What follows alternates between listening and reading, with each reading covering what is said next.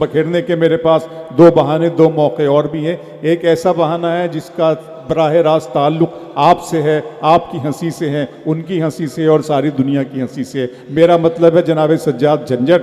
मैं जनाब सज्जाद झंझट साहब को बहुत ही इज्जत और एहतराम के साथ माइक पर आप लोगों की समाअतों के बीच पेश कर रहा हूँ ताकि वो महफिल को ज़ाफ़रान ज़ार बना दे। जनाब सज्जाद झंझट। अस्सलाम वालेकुम।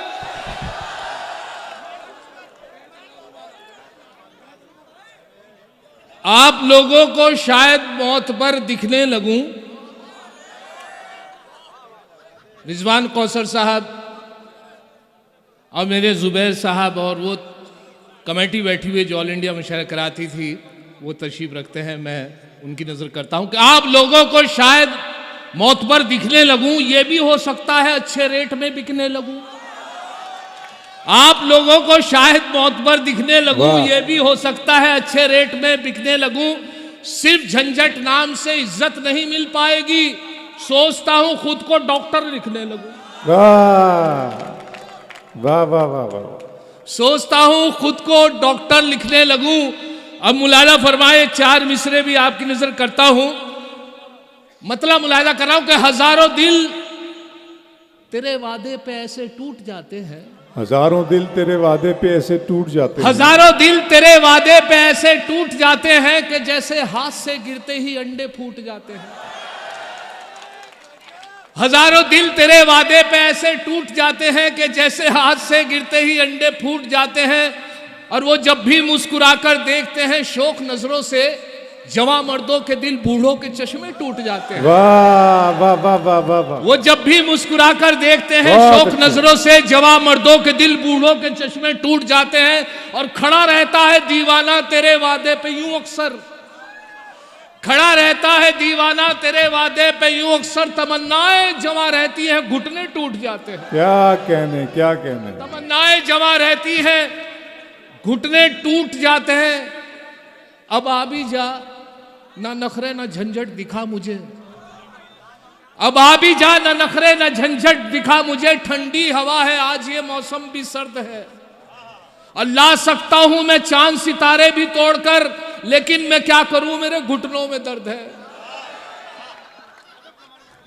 अब आ भी जा, ना नखरे ना झंझट दिखा मुझे। ठंडी हवा है आज, ये मौसम भी सर्द है। क्या कहने। ला सकता हूं मैं चांद सितारे भी तोड़कर, लेकिन मैं क्या करूं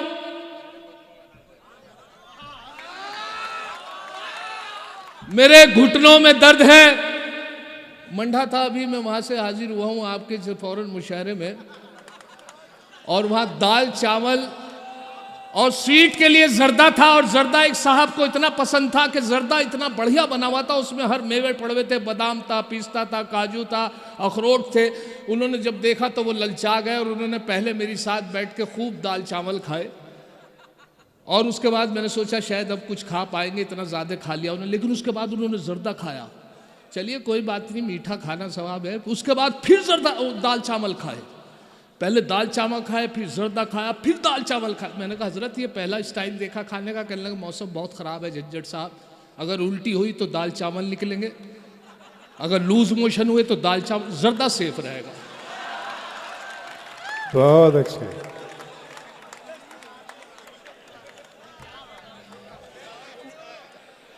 अब मुलाजा फरमाए, चार मिसरे अब आपकी नजर कर रहा हूं इस उम्मीद के साथ कि अभी लॉकडाउन लगा। लॉकडाउन में हालत ये रही कि हम लोग शायद लोग सब घर में रहे और हमें वाइफ के साथ बहुत सारी बातें सुनने को मिली। अभी एक बहस के दौरान मुझे सुनने को मिला अपनी वाइफ से कि जितना तेरे में दिमाग है ना, इतना तो मेरा हर वक्त खराब रहे।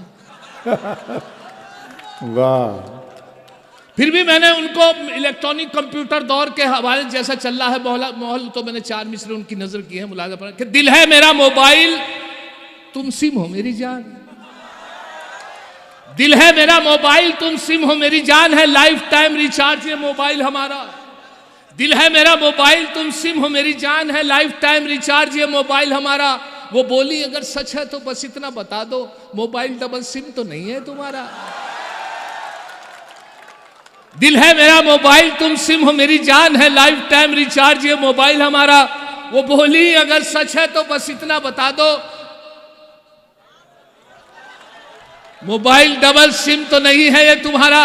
और उसके बाद भी हालात ये रहे कि साहब अभी लॉकडाउन में मेरी हालत ये रही कि अभी मैं लॉकडाउन में बंधा रहा तो एक मोहतरमा मेरी वाइफ की सहेली बैठी बातें कर रही थी, मैं नहा रहा था तो मुझे आवाज़ें आ रही थी।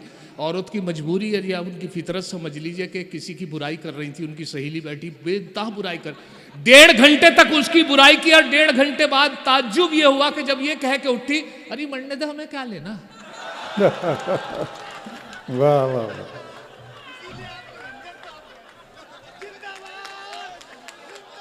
अब मुलाजा फरमाए, बहादुर शाह साहब की एक गजल है, लगता नहीं है दिल मेरा उजड़े दयार में, किसकी बनी है आलम है ना पायदार में।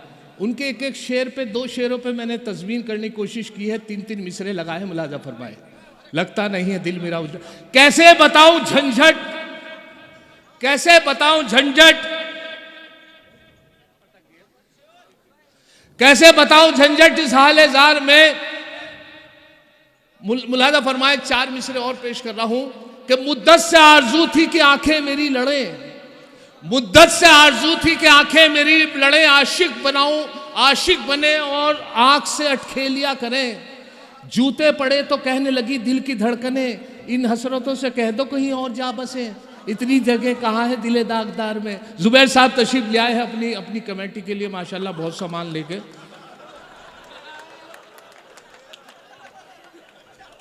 मैं खासतौर से अल्तमश साहब की तरफ से और उनकी कमेटी की तरफ से जो हिंदुस्तान से मशहूर शायर तशरीफ लाए हैं, शकील भाई, मैं उनका इस्तकबाल एक मुकामी शायर होने की हैसियत से उनका इस्तकबाल करता हूँ।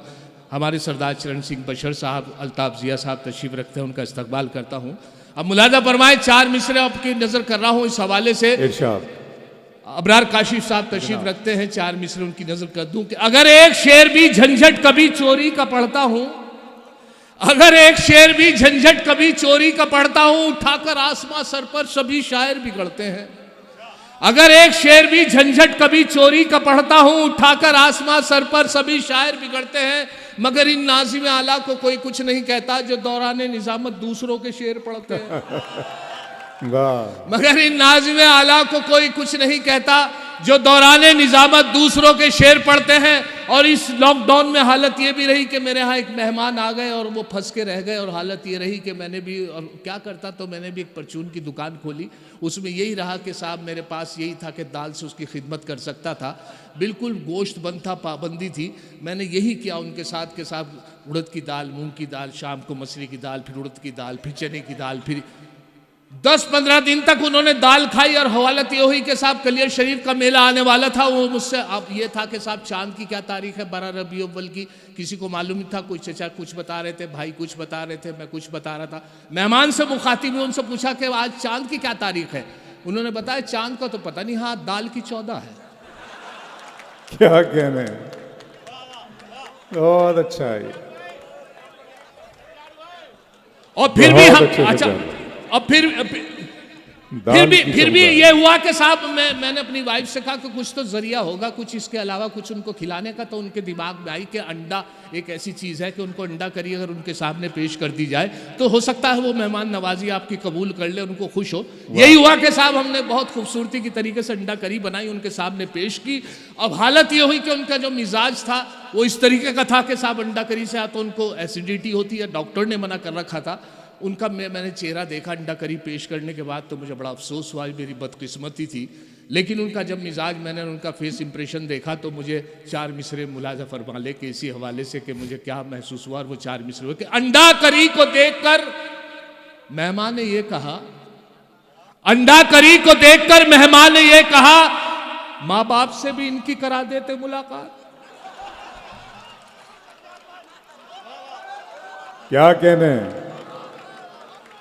अंडा करी को देखकर मेहमान ने ये कहा, माँ बाप से भी इनकी करा देते मुलाकात। झंझट ये बोले इनके तो माँ बाप नहीं है, फिलहाल इन यतीम के ही सर पे रख दो हाथ। बहुत अच्छे ये थे जनाब सज्जाद झंझट साहब जो तंजिया मज़ाहिया कलाम से आपको नवाज रहे थे।